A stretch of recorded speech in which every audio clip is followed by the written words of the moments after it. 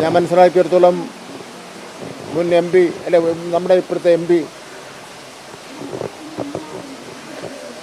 M പിയും മുൻ മന്ത്രിയുമായ രാധാകൃഷ്ണനെ പരിശോധിച്ചു, അബ്ദുൽ വഹാബിനെ പരിശോധിച്ചു, ഒരു മജിസ്ട്രേറ്റിനെ പരിശോധിച്ചു.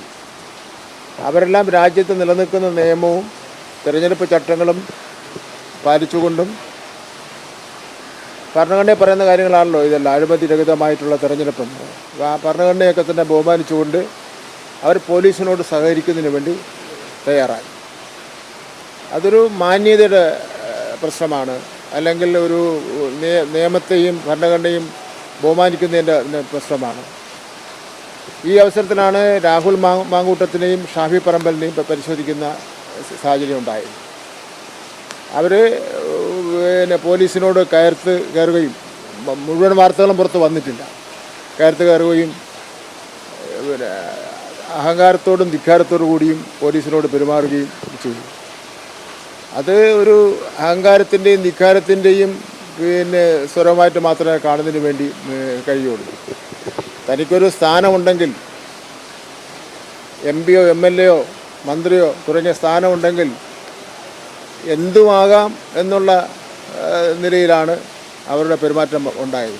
ഇപ്പോൾ മുൻ മന്ത്രിയും സ്പീക്കറും, ഒരു പ്രാവശ്യം സ്പീക്കർ, ഒരു പ്രാവശ്യം രണ്ട് പ്രാവശ്യം മന്ത്രി, ഇപ്പോൾ എം പി സ്ഥാനത്തേക്ക് തിരഞ്ഞെടുക്കപ്പെട്ട രാധാകൃഷ്ണൻ എത്ര മര്യാദയോടുകൂടിയാണ് പോലീസിനോട് സഹകരിക്കുന്നതിന് വേണ്ടി തയ്യാറായത്. അതിനെത്രയോ ഘടകവിരുദ്ധമായിട്ടാണ് ഈ രണ്ട് കോൺഗ്രസ് നേതാക്കന്മാരും പെരുമാറിയിട്ടുള്ളത്. എനിക്ക് തോന്നുന്നത് പരാജയം ഉണ്ടാകുമെന്ന് അവർക്ക് മനസ്സിലായതോടുകൂടി പുതിയ എന്തെങ്കിലും പ്രശ്നങ്ങളിലേക്ക് തിരിച്ചു വിടുന്നതിന് വേണ്ടിയുള്ള പരിശ്രമമാണ് നടത്തിക്കൊണ്ടിരിക്കുന്നത്. ഇത് തിരഞ്ഞെടുപ്പ് തീരുന്നവരെ ഈ പരിശോധന ഉണ്ടാവും. ഞങ്ങളെയൊക്കെ തന്നെ പരിശോധിച്ചിട്ടുണ്ട്. ഞങ്ങളുടെ തിരഞ്ഞെടുപ്പ് സമയങ്ങളിലൊക്കെ തന്നെ നമ്മൾ ഇപ്പോഴല്ല, ഈ തിരഞ്ഞെടുപ്പ് സമയത്തൊക്കെ ഞങ്ങൾ വാഹനത്തിലൊക്കെ രാത്രി പോകുന്ന അവസരത്തിൽ പോലീസ് കൈ കാണിക്കാറുണ്ട്, ഡിക്കി നോക്കാറുണ്ട്, വാഹനം മുഴുവൻ പരിശോധിക്കാറുണ്ട്. അതൊക്കെ രാജ്യത്തുള്ള എത്രയോ കാലക്കാലമായിട്ടുള്ള നിയമമാണ്. ആ പരിശോധനയുടെ അടിസ്ഥാനത്തിലാണല്ലോ കേരളം ഇപ്പം BJPയുടെ സംസ്ഥാന പ്രസിഡന്റ് സുരേന്ദ്രനെതിരായിട്ടുള്ള ആക്ഷേപമാരോപണം വന്നത് അതിൻ്റെ അടിസ്ഥാനത്തിലാണല്ലോ. അത് എങ്ങും ചെന്ന് എത്തിയിട്ടില്ല. പരിശോധിച്ച് രൂപയടക്കം കണ്ടുപിടിച്ചല്ലോ. രൂപയുടെ കെട്ടുകൾ, നോട്ടിൻ്റെ കെട്ടുകൾ അന്നന്ന് കസ്റ്റഡിയിൽ എടുത്തല്ലോ.